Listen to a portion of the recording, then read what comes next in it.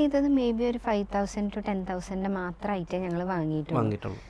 പിന്നെ അത് മാത്രമല്ല, പ്രൊഡക്ഷനും മെഷീനറിയും കാര്യങ്ങളൊന്നും ഞങ്ങൾ എടുത്തിരുന്നില്ല. ഇനീഷ്യൽ സ്റ്റേജിൽ നമുക്ക് മാനുവലി തന്നെ ഉണ്ടാക്കാം. വീടിൻ്റെ ഒരു റൂം അതിനായിട്ട് മാറ്റി വെച്ച് അങ്ങനെ ചെറിയ ക്വാണ്ടിറ്റി. എനിക്ക് തോന്നുന്നു ആദ്യമായിട്ട് ഞങ്ങൾ മാനുഫാക്ചർ ചെയ്ത് വെറും 1 കിലോ മാത്രം. 1 കിലോ, ഓക്കെ. അങ്ങനെ മാനുഫാക്ചർ ചെയ്ത പ്രൊഡക്റ്റ് ഞങ്ങൾ തന്നെയാണ് പാക്ക് ചെയ്തത്. ഞാനും അച്ഛനും തന്നെയാണ് മാർക്കറ്റിലേക്ക് ഇറങ്ങിയത്. ചെറിയ കടകളിൽ കൊണ്ടുപോയിട്ട് ഇൻട്രൊഡ്യൂസ് ചെയ്തു. ഹോട്ടൽസിലും കാറ്ററിങ്ങിലൊക്കെ കൊണ്ട് ഇൻട്രൊഡ്യൂസ് ചെയ്തു.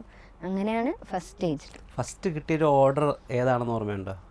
എനിക്ക് തോന്നുന്നു അത് കളമശ്ശേരി സൈഡിൽ നിന്ന് തന്നെയാണ്. ഏതൊരു റെസ്റ്റോറൻറ്റിൽ പോയത് എനിക്ക് ഓർമ്മയുണ്ട്.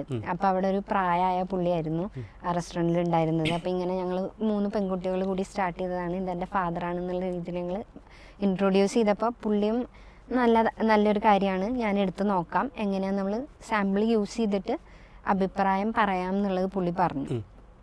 അങ്ങനെ പിന്നെ പുള്ളി അന്ന് കുറച്ചിങ്ങനെ കാര്യങ്ങൾ പറഞ്ഞു തരാൻ ചെയ്തു. പുള്ളി ഓൾറെഡി ബിസിനസ്സിലുള്ള ഒരാളാണല്ലോ. അപ്പോൾ നിങ്ങൾ ഇതേ സെയിം ക്വാളിറ്റി തന്നെ ഇനിയും കണ്ടിന്യൂ ചെയ്യണം, വളരും ബിസിനസ് ചെയ്യും, അപ്പോൾ അതൊന്നും മാറരുത്.